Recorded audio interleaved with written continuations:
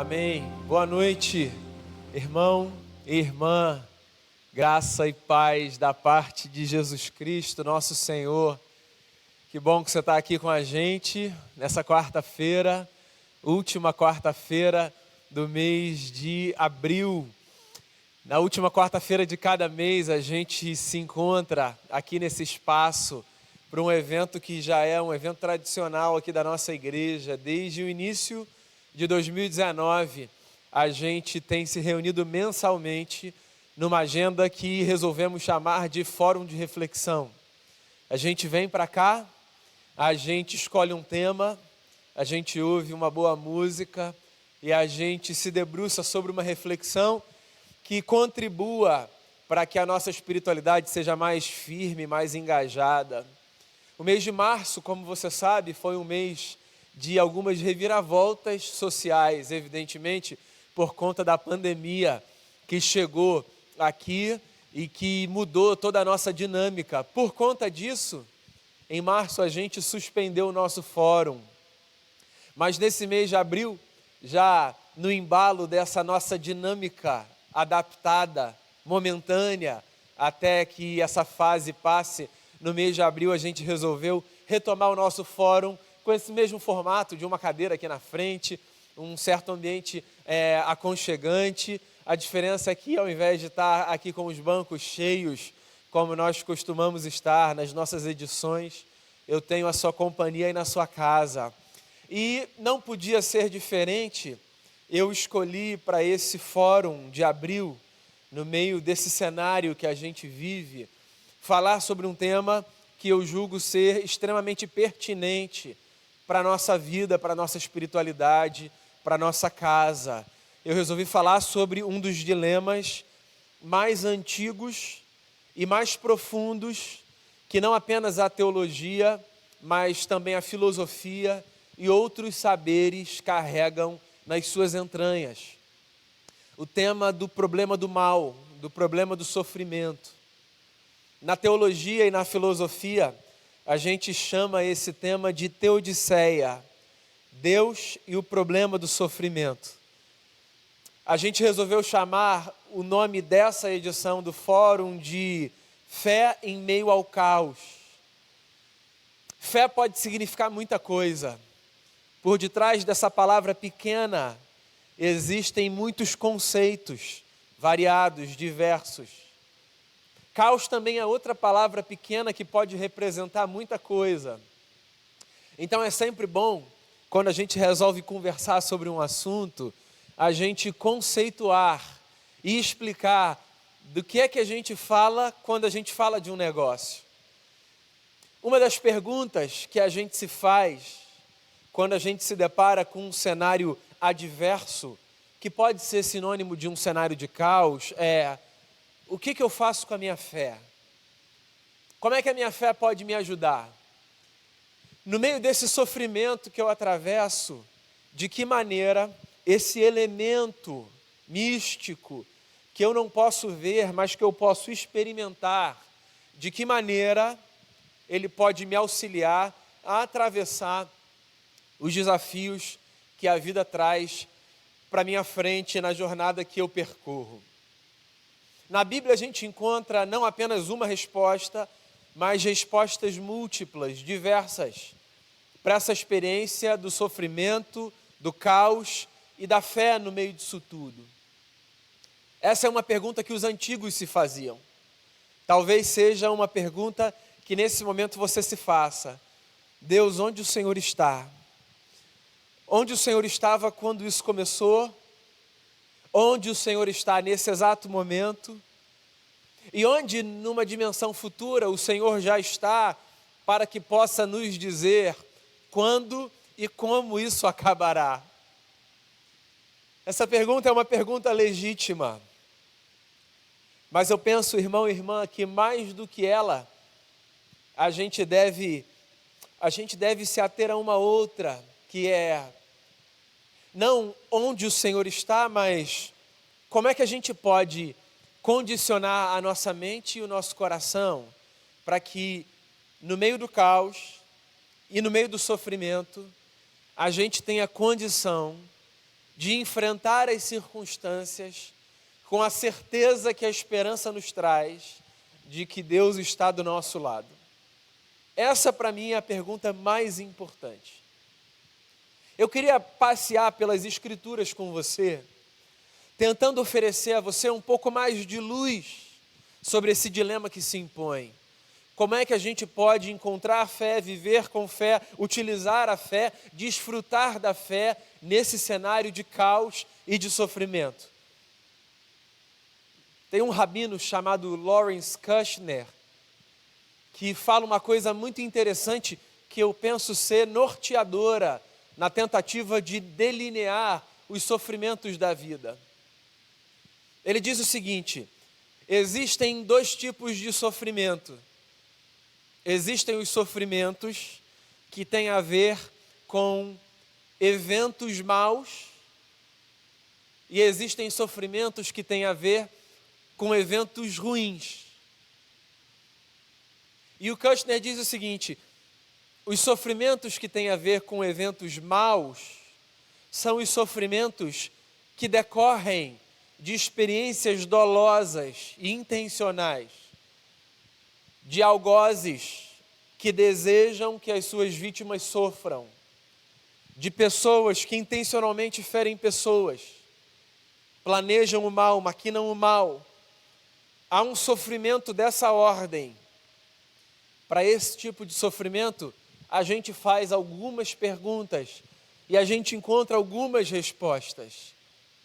Esse, ele diz, é o sofrimento que tem a ver com um evento mau.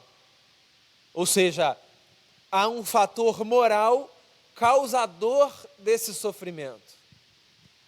Agora, ele diz, existe outro sofrimento pelo qual a gente passa, que tem a ver não com um evento mau, mas com um evento ruim. Ou seja, ele é desagradável, ele é indesejado, ele é desconfortável, não à toa faz sofrer, mas ele não está relacionado com dolo, com intencionalidade, com perversidade, com maquinação. Ele não está relacionado a nenhum fator moral de ordem causadora. Ele é contingencial, ele é da vida. Se você tivesse que estabelecer uma relação do sofrimento que hoje a gente atravessa, e eu estou falando especificamente desse sofrimento instalado pelo coronavírus, essa pandemia global, esse mal, esse inimigo invisível contra o qual nós hoje lutamos, se você tivesse que estabelecer uma relação do sofrimento causado por esse problema, seguindo a lógica do rabino Lawrence Kushner, você diria que esse sofrimento é um sofrimento causado por um evento mau ou por um evento ruim? Eu imagino que, como eu, você consiga perceber esse evento como um evento ruim que traz para a gente sofrimento, e não como um evento mau que traz para a gente sofrimento. Ou seja, a gente não experimenta o sofrimento que essa pandemia nos impõe porque existe alguma força de maldade orquestrando tudo isso e empurrando a humanidade para esse lugar de dor. A gente não experimenta o sofrimento que o coronavírus nos traz porque Deus, enquanto sujeito causador da história, resolveu punir a humanidade com uma espécie de juízo, de castigo, e resolveu então, fazendo uma análise do nosso comportamento ou do que quer que seja, usar a sua moral para nos oferecer uma dose da sua ira. Não, não tem a ver com isso. Esse sofrimento que hoje a gente atravessa, enquanto indivíduo, enquanto família, enquanto comunidade de fé, enquanto raça humana, esse sofrimento é da ordem do sofrimento que se relaciona com um evento ruim. Porque ele é ruim, é evidente que ele é ruim. Mas ele tem a ver com as contingências da vida. Ele tem a ver com o fato de que a vida traz para a gente cenários indesejados, não planejados. Quem poderia pensar, na virada do ano, que no mês de abril, no dia 29, que é o dia de hoje, nós estaríamos vivendo uma dinâmica corriqueira da nossa igreja num formato tão diferente? Quem poderia imaginar que os nossos filhos estariam há quase 2 meses sem ir para as escolas e que nós adotaríamos medidas que talvez na nossa vida nunca tenhamos adotado pela nossa própria segurança, por um fator de proteção? Quem poderia imaginar? São coisas da vida, são contingenciais. E é fundamental que na tentativa de entender o sofrimento e de viver a fé, a gente tenha condição de olhar para esse problema que hoje a gente atravessa e dizer: esse sofrimento é da ordem do sofrimento que vem por conta de um evento ruim e não por conta de um evento mau. Mas você sabe de uma coisa? Nem sempre as religiões, a nossa inclusive, e eu vou chegar lá, nem sempre as religiões relacionaram os eventos da vida como desastres naturais, tragédias. Nem sempre as religiões relacionaram esses eventos com eventos que causam sofrimento da ordem da naturalidade. Houve um tempo em que as religiões abraâmicas inclusive, olhavam para os fenômenos da natureza e identificavam nos fenômenos da natureza uma espécie de juízo divino. As religiões pré-abraâmicas, pré-bíblicas, e também as religiões abraâmicas, num determinado momento da sua existência, as pré-abraâmicas por muito tempo e as abraâmicas por um bom tempo, essas religiões olhavam os fenômenos da natureza como sinais dos céus. Deixa eu deixar as demais religiões de lado e olhar para a nossa própria. Fica mais confortável falar das leituras primitivas da nossa própria tradição, para que isso não soe ofensivo a ninguém.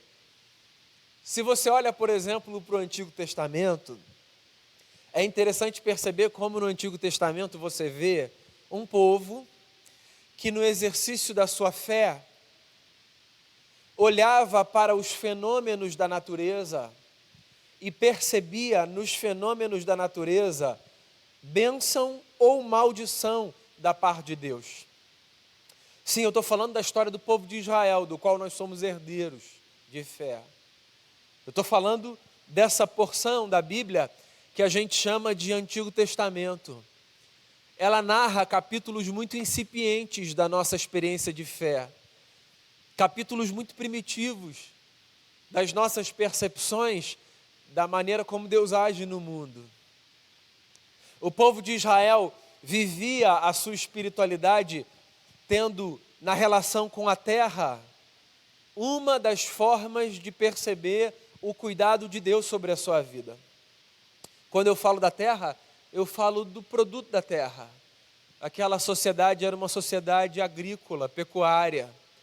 Era uma sociedade que vivia do cuidado da terra, do plantio, do cuidado dos animais, e que dependia, consequentemente, de chuva, de estações bem estabelecidas, de sol, de terra fértil.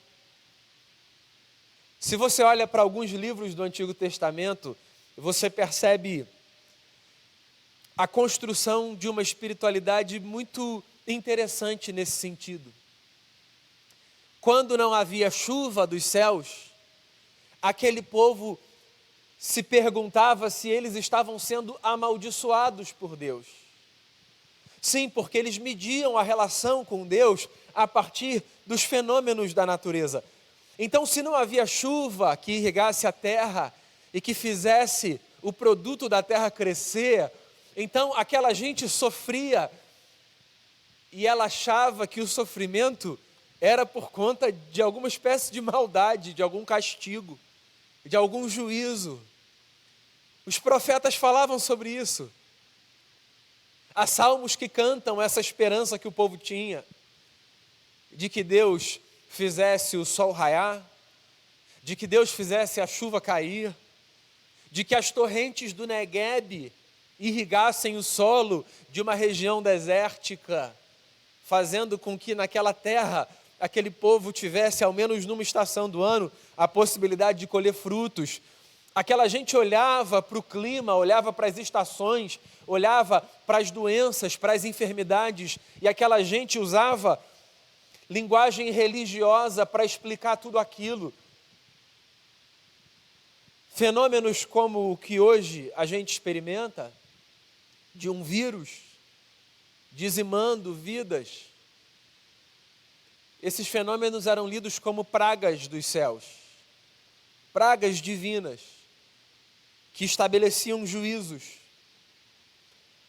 Quando os profetas queriam dizer para as pessoas que elas deveriam se arrepender dos seus pecados, porque assim Deus as abençoaria, eles usavam linguagens como a que o profeta Malaquias usa naquele texto que a gente conhece bem, o texto do dízimo, do gafanhoto devorador. O profeta diz assim: eu abrirei as janelas dos céus, as comportas dos céus, o que é uma forma metafórica de dizer, eu vou fazer chover.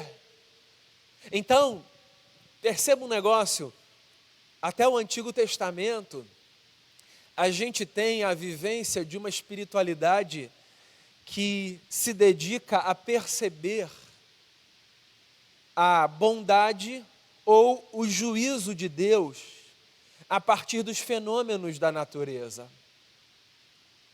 O tempo passou, mas você sabe que parece que essa leitura primitiva de uma relação com Deus, parece que ela permaneceu enraizada no coração e na mente de uma gente que, porque faz da Bíblia o seu livro de fé, o seu livro sagrado, parece se esquecer de fazer uma hermenêutica correta, uma leitura correta do texto e da evolução das percepções do povo a partir do texto.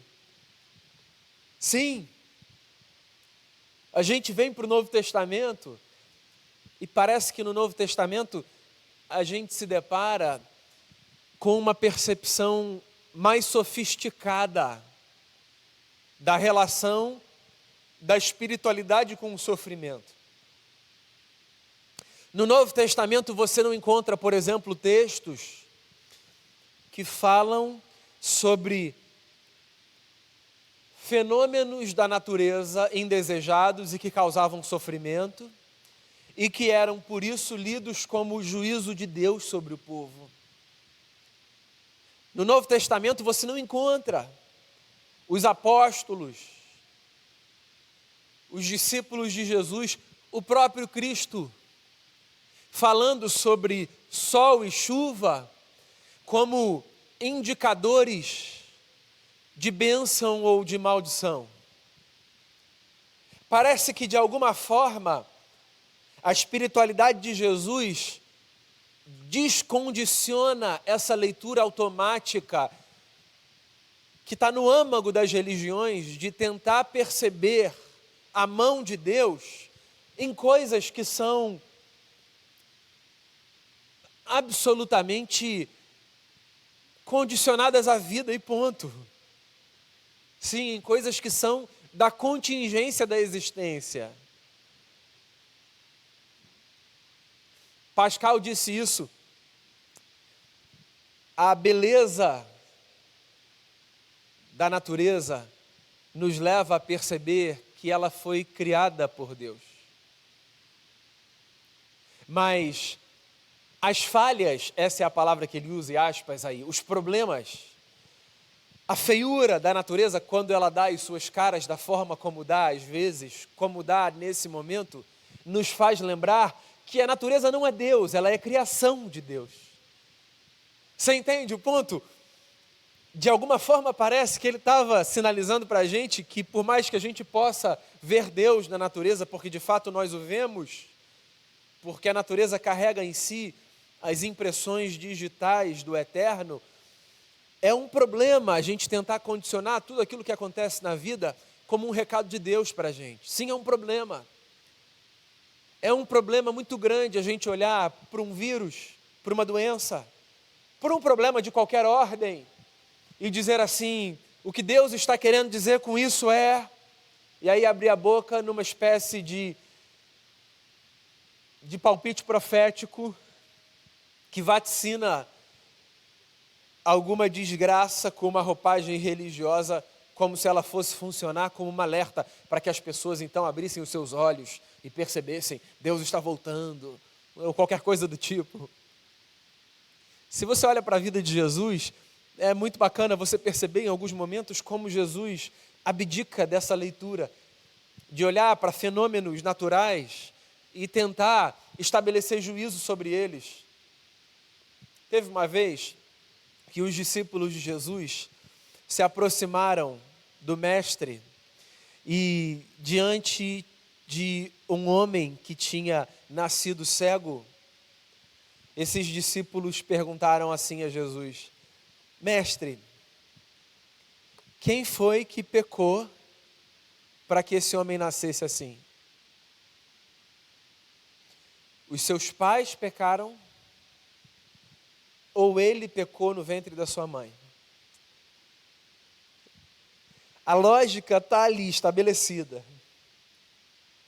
O que os discípulos de Jesus, como herdeiros de uma religião que via nos fenômenos da natureza, doenças congênitas, problemas que aparecem, tragédias naturais, fenômenos que se impõem, como herdeiros dessa semente arquetípica das religiões, de maneira geral, os discípulos tentam levar adiante uma lógica que é quase que uma lógica inerente às leituras humanas. Alguma coisa aconteceu para que esse homem fosse castigado e nascesse com essa deficiência.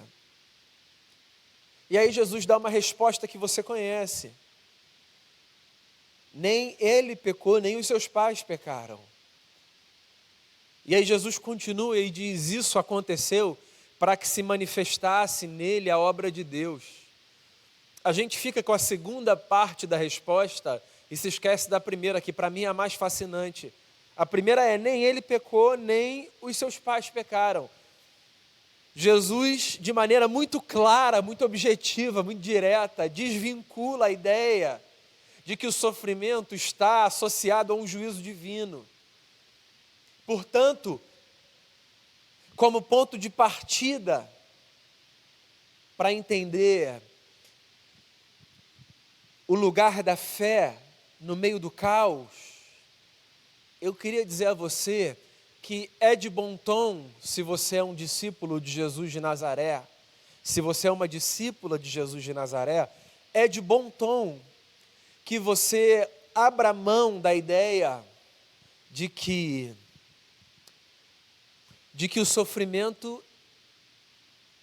o sofrimento que tem a ver com eventos ruins, ele é resultado de um juízo da parte de Deus.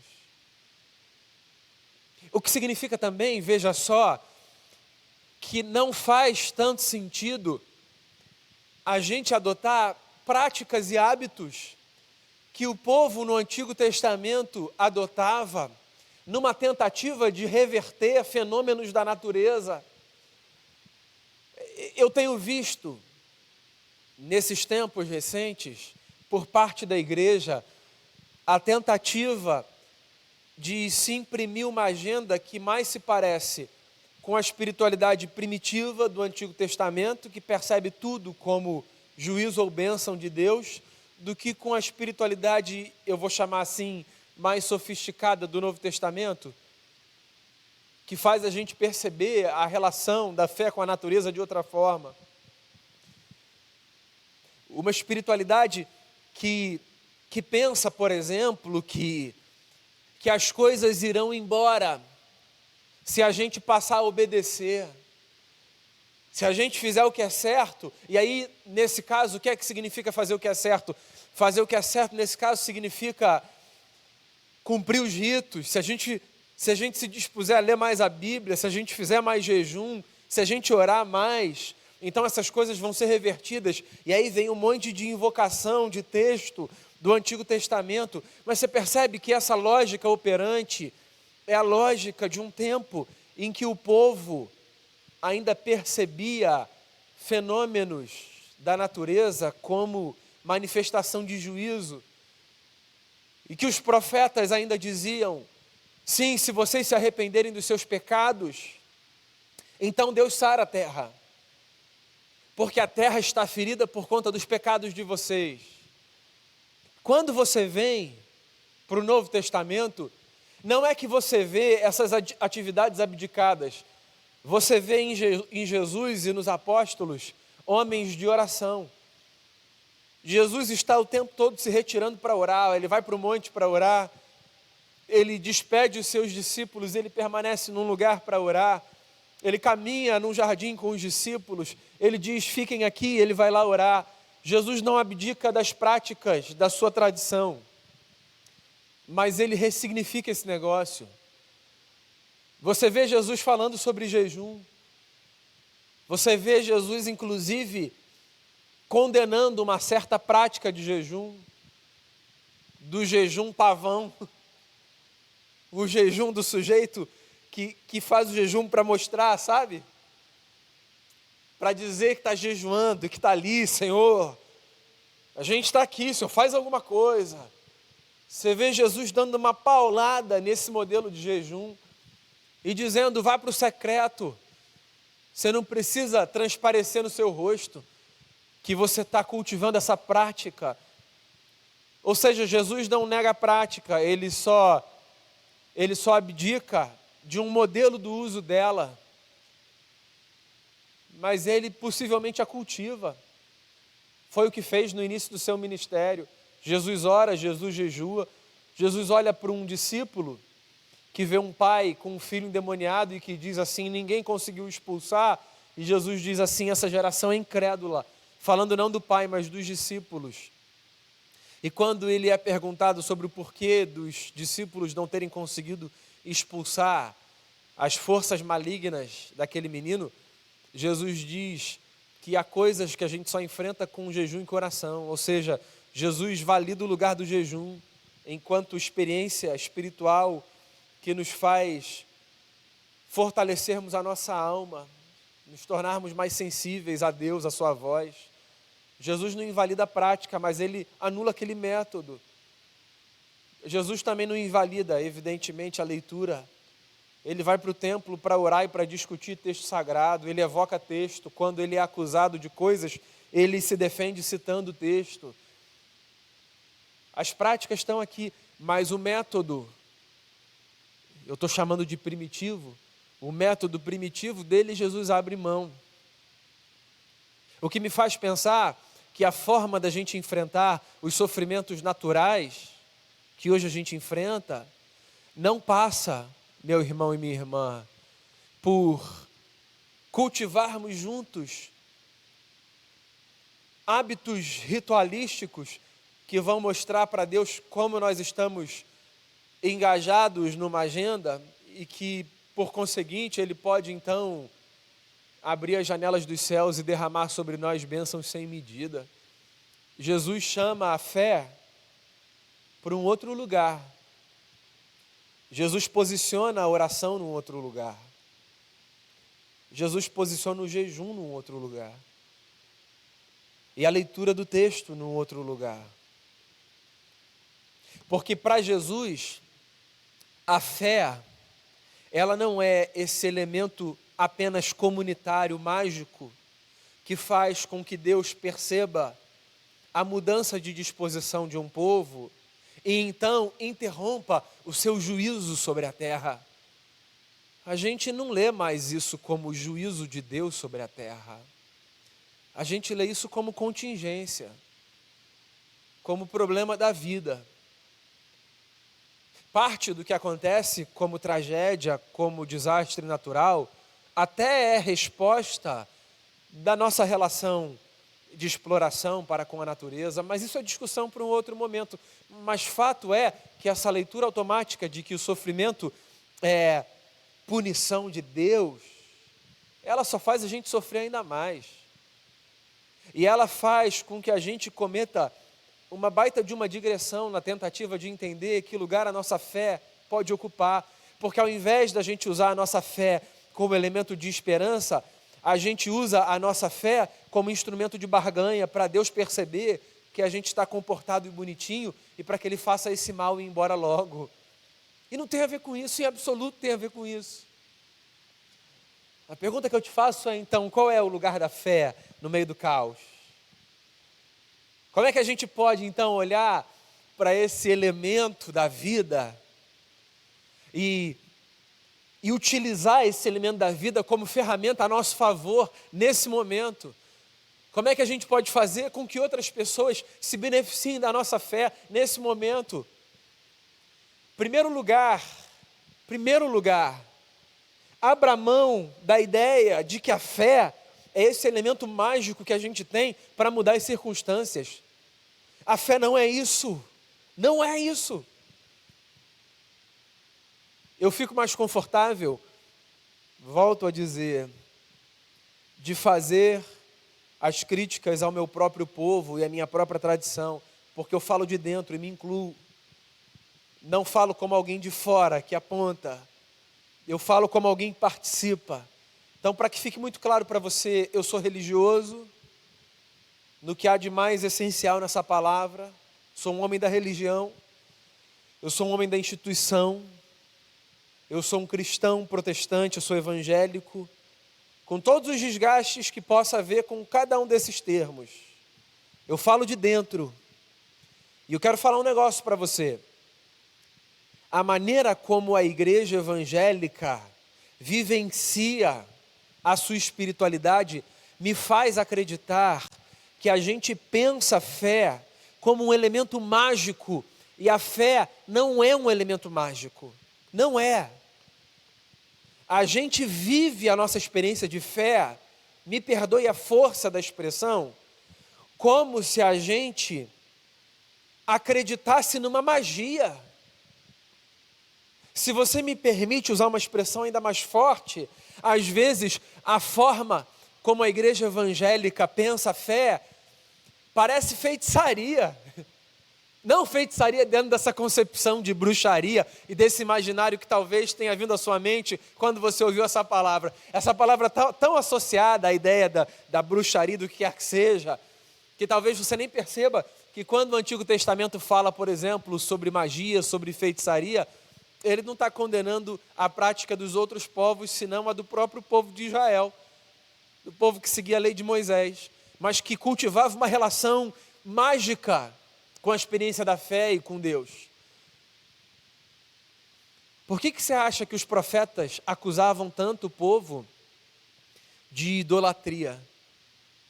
Não era só porque eles flertavam com os povos das outras, com os deuses dos outros povos, com os deuses das outras nações. Era porque eles tinham uma relação, às vezes, mágica com Deus. Quando em Isaías 58, o profeta diz: eu não quero esse jejum de vocês, o jejum que eu quero é que vocês cuidem dos órfãos, das viúvas, socorram os pobres. Por que o profeta faz esse alerta? Ora, porque o povo estava vivendo a fé a partir de uma perspectiva mágica.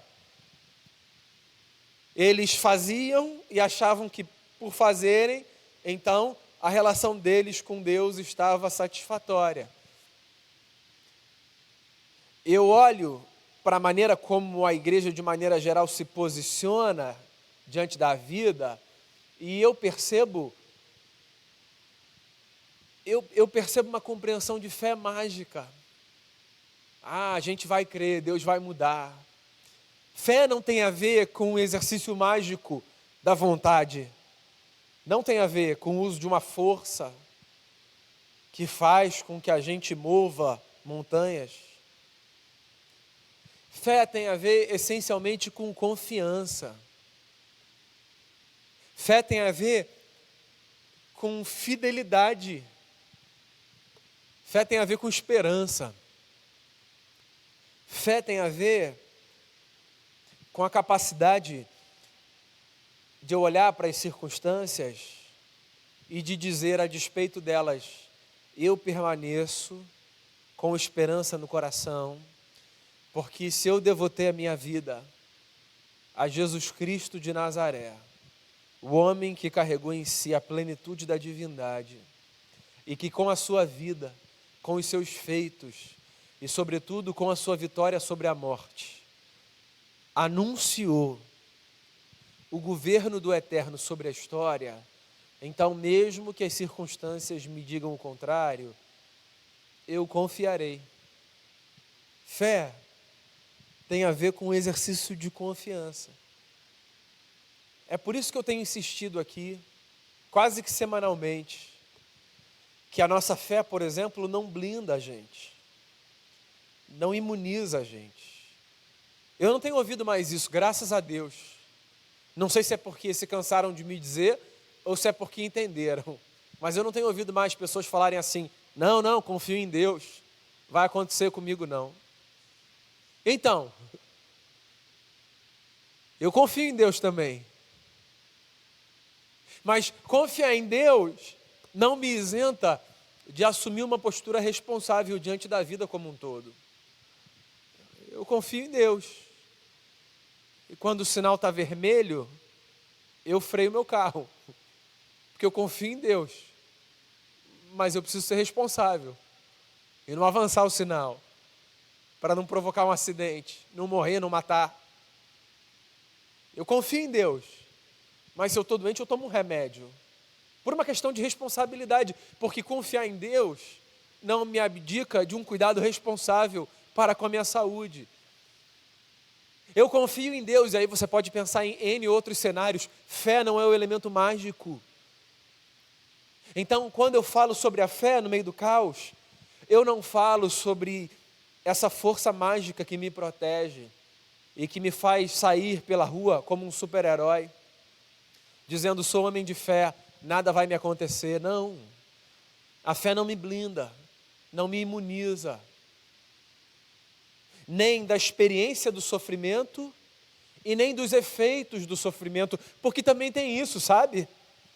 Tem o sujeito que diz assim, ora, a gente crê em Deus. Se a gente crê em Deus, como é que a gente vai ter medo? Se a gente crê em Deus, por que a gente vai chorar? Se a gente sabe para onde a gente vai, por que a gente está aqui muito preocupado? Ora, por uma razão muito simples, porque a gente é gente. A gente não é robô, a gente não é máquina, a gente não é boneco, a gente não é de plástico, a gente é humano. A gente sabe, a gente celebra, a gente fez isso há algumas semanas. Jesus venceu a morte no domingo da ressurreição. A gente sabe disso tudo, mas a gente é humano.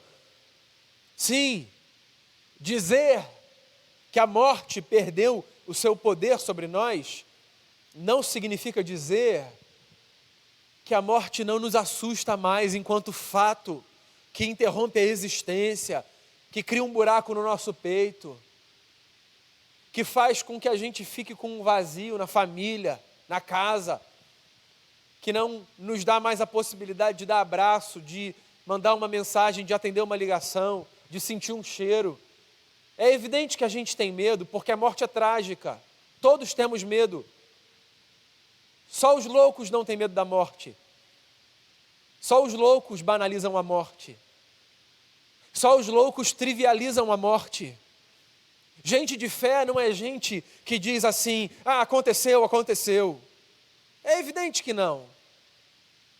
A gente tira as nossas sandálias diante da morte, diante do sofrimento, diante da dor. Assim como a nossa própria dor, a dor alheia, ela não é motivo de escárnio, de pouco caso, de deboche. Assim como a nossa dor, a dor alheia é motivo de reverência. E é por isso que mesmo que a gente seja gente de fé, a gente tem medo. medo do que faz sofrer, medo da proximidade da morte, medo da própria morte. Não pense que a fé será, nesse período, o que livrará você dos sintomas do sofrimento. Porque a fé não transforma a gente em robô. Gente de fé é gente que tem medo.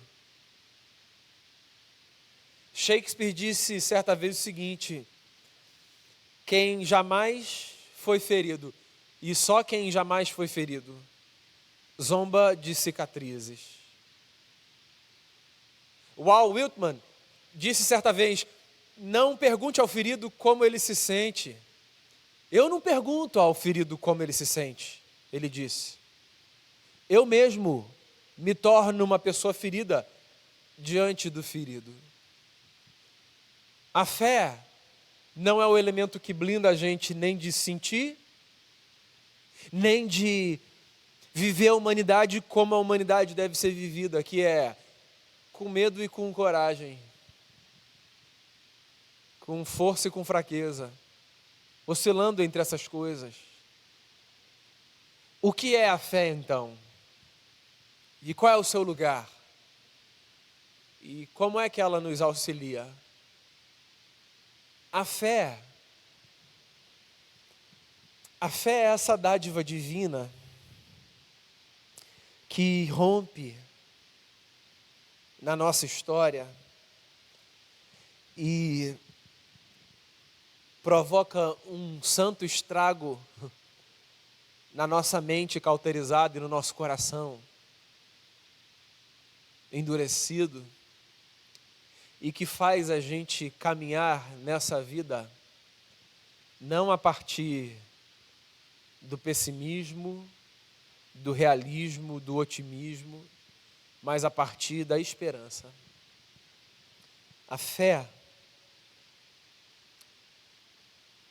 é essa experiência sobrenatural de que haja com responsabilidade diante delas. E mesmo que a gente tenha medo, a gente diga assim: eu sei, o meu Redentor vive, governa sobre a história. Com Ele, eu continuarei a caminhar. Com a sua companhia, eu me deitarei e me levantarei todos os dias. Embalado pela esperança do que há 2000 anos Ele fez, ressuscitando o seu Filho dos mortos, eu enfrentarei os dias maus, me lembrando que toda dor é por enquanto. A fé é esse elemento condutor da vida que tangencia a dor da história e que, sem a eliminar, porque a história na qual a dor foi eliminada é a história de quem já morreu. A fé é esse elemento que tangencia a dor e o sofrimento na história e, sem os eliminar, nos ajuda a caminhar com um pouco mais de suspiro. A fé não é o que nos transforma em gente blindada ou em super-herói. A fé não é o que faz da gente um povo mágico que percebe juízos e já sabe qual botão deve acionar para que os juízos sejam então revertidos em bênção. A fé é esse grão de mostarda, ou menor que ele, né? Que Jesus disse que seria plantado no nosso coração e que nos faria caminhar com confiança. Então, fé em meio ao caos. Como é que a gente faz? A gente que é gente de fé. Como é que a gente faz para enfrentar tudo isso que a gente tem enfrentado? E quando nos perguntarem, onde é que está Deus nisso tudo? E o que é que Deus vai fazer? O que você vai responder? Bem, você pode responder que Deus está do seu lado e do lado da pessoa que faz a você essa pergunta. E que Deus está no gesto responsável de todos aqueles que agem a partir da sua consciência, preservando a si e aos outros, para que no meio do sofrimento da vida, a gente veja o menor número possível de histórias interrompidas e o maior número possível de vidas preservadas, porque uma gente que vive a sua fé de forma responsável torna Deus mais visível nesse mundo, num cenário de caos. Deus está ao lado de todo o que sofre e que faz a si, ao próximo, ou aos céus a pergunta, onde é que o Senhor está? Deus está ao lado de todo aquele, de toda aquela que não consegue encontrar uma resposta pronta para o sofrimento, porque não há uma resposta pronta para o sofrimento. Abdique da lógica primitiva. Mesmo no Antigo Testamento você percebe nuances de uma nova compreensão. Você percebe isso em alguns dos salmos. Você percebe isso na história de Jó. A história de Jó é um testemunho bíblico que nos faz lembrar que a nossa experiência com Deus na tentativa de compreender o sofrimento não nos levará para respostas prontas. A nossa experiência com Deus no meio do sofrimento nos levará para a compreensão de que Deus é um grande mistério. E porque Ele é um grande mistério, a lógica da causa e efeito, do sofrimento como resultado de pecado, da dor como resultado de castigo, essa lógica, ela pode ser jogada de lado. Tomás Halik fala disso no livro Não Sem Esperança. Esse teólogo católico tcheco diz assim: Jó não diz, eu te conhecia de ouvir falar, mas agora os meus olhos te veem, porque ele finalmente ouviu uma resposta para a pergunta que ele fez lá no começo: por que eu sofro tanto?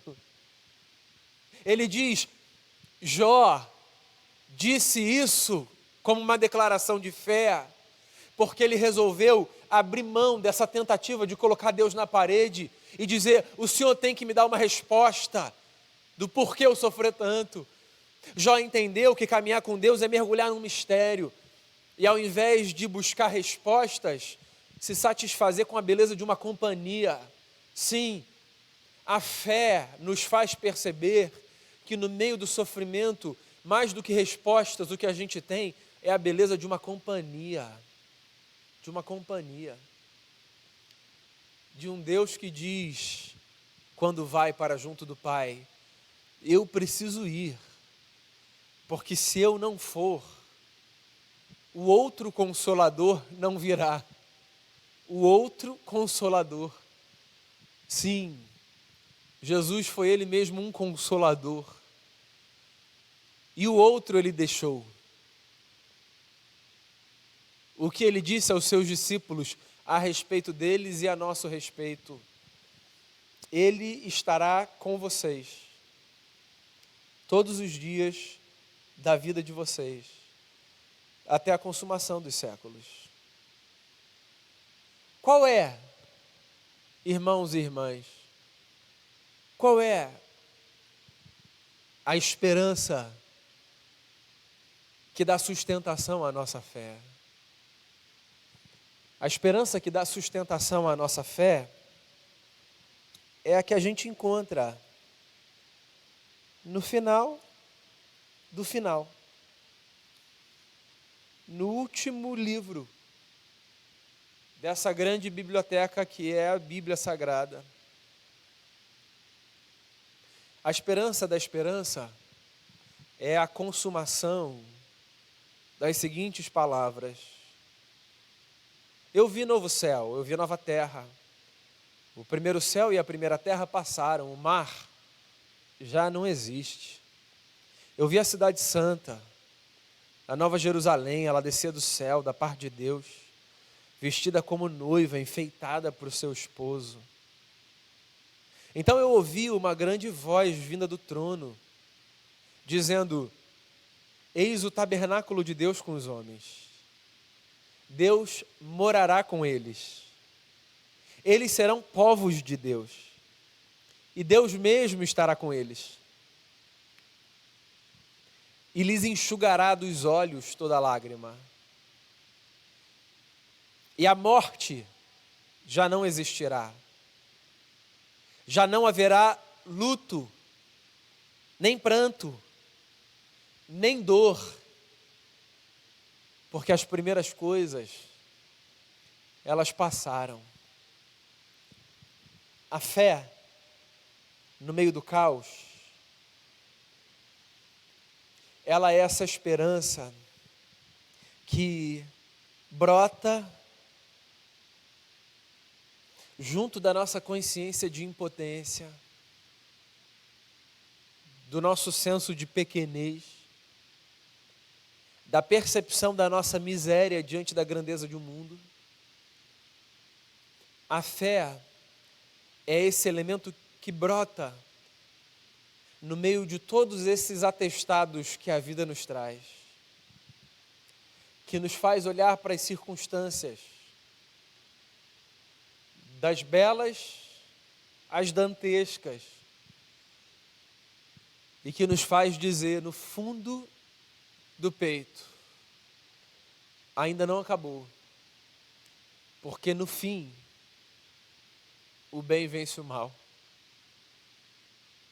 porque vai ter acabado de verdade quando for inaugurado um novo tempo, em que aí sim, nesse novo tempo, as lágrimas dos nossos olhos serão todas enxugadas, e nenhum choro será de tristeza, senão de alegria.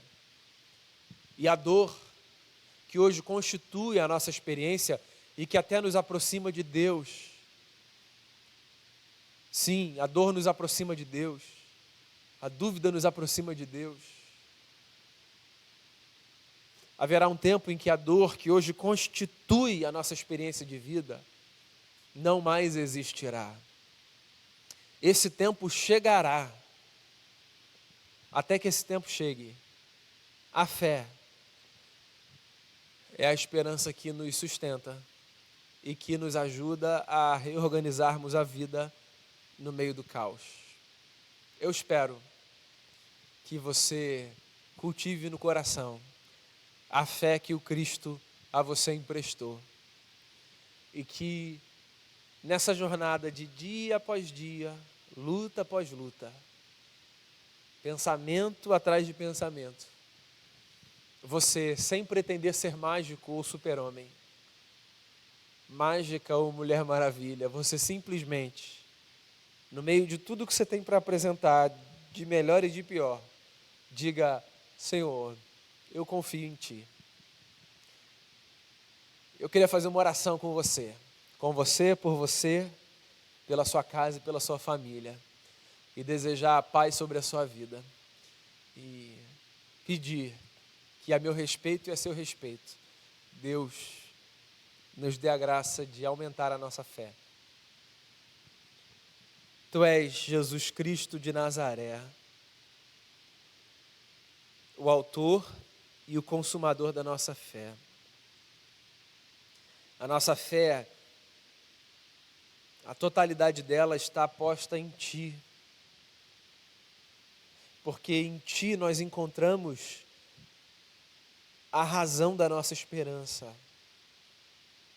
A nossa esperança não está nem apenas, nem principalmente nas circunstâncias, mas no fato de que o Senhor nos trouxe uma certeza de que Deus se importa, de que Deus se engaja, de que Deus está perto. Nós não queremos financiar uma espiritualidade mágica, que se sustenta na dinâmica da magia, no cumprimento de fórmulas, na observância de ritos, como se em fazendo essas coisas a gente fosse garantir algum resultado. O Senhor é um grande mistério. O Senhor é um grande mistério. Aprendemos isso, Senhor, nas nossas leituras de Bíblia. Aprendemos isso com a história, com os gigantes que vieram antes de nós. O Senhor é um mistério. Nós não podemos compreender plenamente o Senhor. O que nós já podemos entender é que é possível abdicar dessa dinâmica primitiva de lermos todo e cada sofrimento do mundo, como se esse sofrimento tivesse por detrás uma espécie de juízo. O sofrimento, a gente sabe, é da vida, é contingencial. Isso que a gente atravessa porque faz parte da vida. Que a gente tenha consciência disso para que a gente não gaste tanto esforço tentando manipular a mão do Senhor. O Senhor não é um fantoche que pode ser manipulado a partir daquilo que a gente faz ou deixa de fazer. O Senhor é Deus.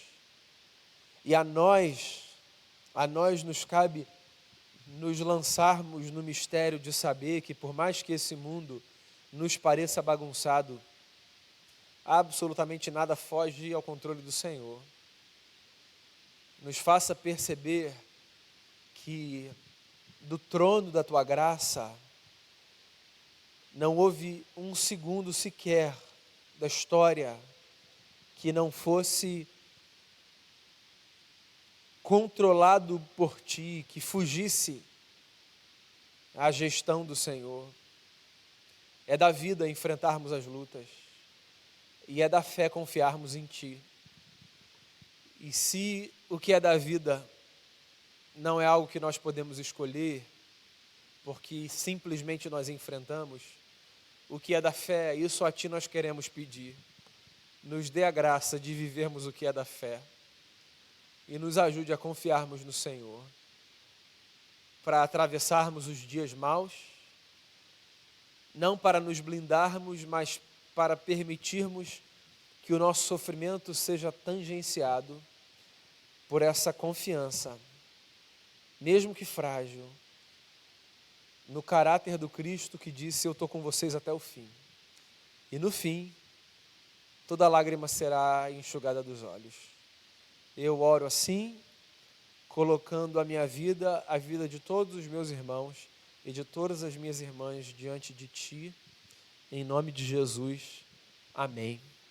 Deus abençoe você, paz sobre a sua vida, paz sobre a sua casa, paz sobre a sua família, que a fé seja uma semente no seu coração. Deus abençoe, até domingo, eu espero você aqui no YouTube e amanhã, quinta-feira, no nosso canal lá no Instagram. Deus abençoe a sua vida.